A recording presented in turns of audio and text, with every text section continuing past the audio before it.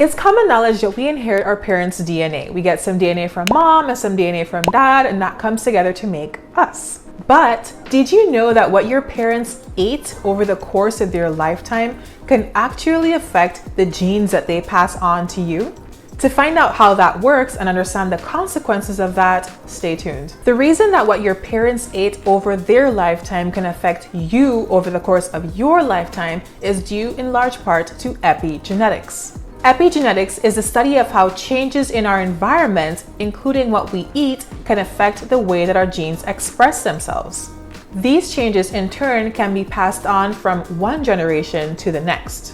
While our unique set of genes, also called our genome, stays the same over our lifetimes, what can change is the molecules that attach to the genome, called the epigenome.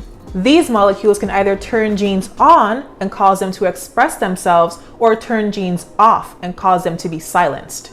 Having ways of turning genes on and off is essential for normal growth and development. This type of mechanism is what allows our stem cells to turn into skin cells, blood cells, and every other type of cell. Quick side note, molecules attaching to and detaching from the genome are just one way in which our bodies can modify gene expression. Histone modifications and changes in our mRNA expression are two other pathways, but you can put those on the back burner for now, or pause the video and Google them in this moment if you like. But for now, for this video, I'm only going to be focusing on the attach-detach method, which is more formally known as methylation. As a practical example of methylation, let's take a look at the Agouti mouse. In this study, pregnant female mice were fed either a diet that was rich in these puzzle piece methyl groups or devoid of these methyl groups. And this difference in their diet actually had pretty significant effects on the way that their offspring looked. When the mother's diet was rich in methyl groups, the Agouti gene was methylated and silenced. What did this mean? That her offspring primarily were slender with a brown coat. However, when the mom's diet was devoid of methyl groups, her offspring were largely overweight and had a yellow coat because the Agouti gene had not been silenced. Just like mice, what we humans eat can affect the genes that are turned on or turned off in our offspring. I'm first going to be looking at pregnancy, but dads, please know that you are not off the hook.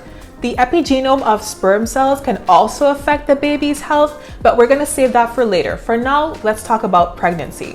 One of the most significant studies that have been done to contribute to our understanding of how a mother's diet during pregnancy can affect their baby's health well into adulthood is the Dutch Famine birth cohort study.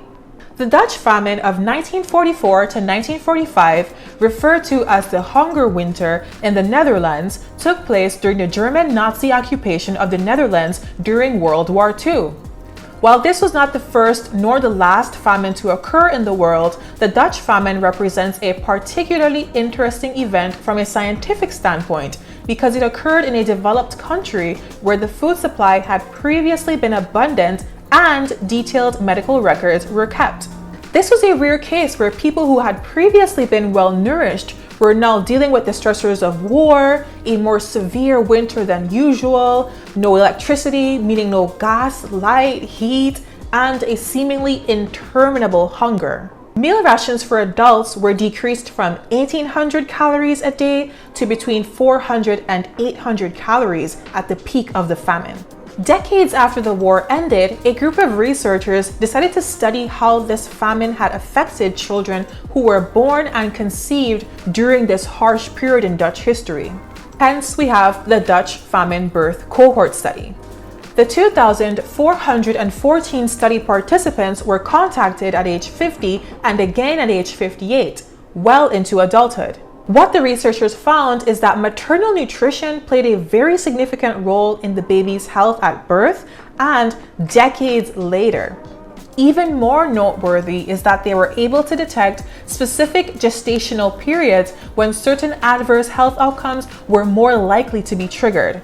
Let's get into the major findings of this study. Maternal undernutrition early on in gestation was linked to a greater likelihood of developing coronary heart disease, a more atherogenic lipid profile, which includes high triglycerides and low HDL, problems with blood coagulation, increased stress responsiveness, schizophrenia, antisocial personality disorder, congenital neural defects, obesity, and breast cancer in females. Maternal undernutrition during mid-gestation was also linked to microalbuminuria, which is a potential sign of renal and cardiovascular problems, and obstructive airways disease. Finally, maternal undernutrition during the late gestation period was linked to high blood pressure, particularly if the mom ate little protein relative to carbohydrates. Across gestational periods, maternal undernutrition was linked to a higher likelihood of their offspring developing type 2 diabetes later on in life. This study demonstrates that the way that our bodies function as adults has a lot to do with what our mothers ate and lived through while they were carrying us. This occurrence is termed the fetal origins of adult disease. It has been suggested that these changes, due to epigenetics, help the baby to make it to term, but then end up having negative consequences later on in the baby's lifespan. All right, now it's dad's turn. As I said earlier, dads, you are not off the hook. What dads ate actually has an effect on their progeny too. This idea is supported by a study that was done in the Overkalix parish in Sweden. The researchers found that fathers who were exposed to food shortages during their prepubescent years of slow growth produced children that were less likely to develop cardiovascular disease later in life. What's even more fascinating is that the researchers were able to find a connection to the grandfathers too. If, as a boy, grandfathers ate excessively, their grandchildren were more likely to die of diabetes. Surprisingly, the opposite was true for mothers and grandmothers. If a mother had plenty to eat during her prepubertal years, that protected her future kids from cardiovascular disease. If a grandmother did not have enough to eat during that same phase of life, her future grandchildren were not protected against diabetes. So it seems that adequate nutrition might be slightly more important for females than it is for males, especially during those growth periods. If you have any theories on why this might be, I would love to hear your theories in the comments below. In both of the examples that I've given so far, the progenitors were in famine and starvation scenarios. So you can imagine that while they were dealing with not having enough to eat, they were also dealing with other life stressors at the same time. So it's important to realize that yes, these health outcomes did have something to do with diet, but these other environmental factors likely played a role as well. But enough about famine. Here in the United States, we have a very different problem. Obesity affects about 42% of the adult population, increasing their risk for some types of cancer, type 2 diabetes, stroke, and heart disease. Animal studies support the theory that when a mother overeats, her offspring have a greater chance of being obese and having liver dysfunction, metabolic syndrome, and cardiovascular disease. Experimental evidence demonstrates that feeding both male and female mice high-fat diets leads to them producing larger offspring with a higher propensity for insulin resistance, which is also known as type 2 diabetes. At the same time, levels of the hormone leptin, which tells our brain when we have had enough to eat, increase, and adiponectin levels, which is inversely correlated with obesity, decrease. But hope is not all lost. From these studies, we also know that you are not doomed to pass on the same epigenome that you were given. After 2 generations of normal feeding after high-fat feeding, it was found that the epigenetic changes caused by high-fat feeding went away, and adiponectin and leptin levels returned to normal. Furthermore, including nutrient-dense foods in your diet can also have a positive effect on the epigenome.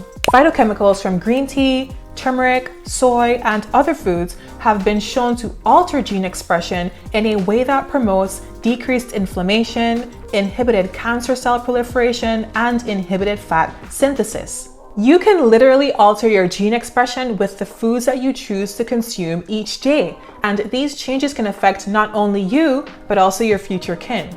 All in all, the data is clear. Lifestyle affects gene expression, and the way that genes express themselves can be passed on from parent to child. If you're thinking of having children, you can use this information as an extra motivation to make those healthy changes that you may have already been thinking about making. You never know how the positive changes that you make in your life today could affect your child's life when they themselves reach old age. Alright, so that is it for this video. Thank you so much for watching, and if you learned anything new or think that someone you care about could benefit from this information, feel free to share the video, give it a like, and subscribe to my channel for more nutrition information. For more day-to-day type inspiration for healthy living, you can follow me on Instagram, Facebook, TikTok, Twitter, Pinterest, or my blog at yellowcedarnutrition.com. If you're interested in working one-on-one with me, you can reach out to me on my website or through any of my socials. All right, take care.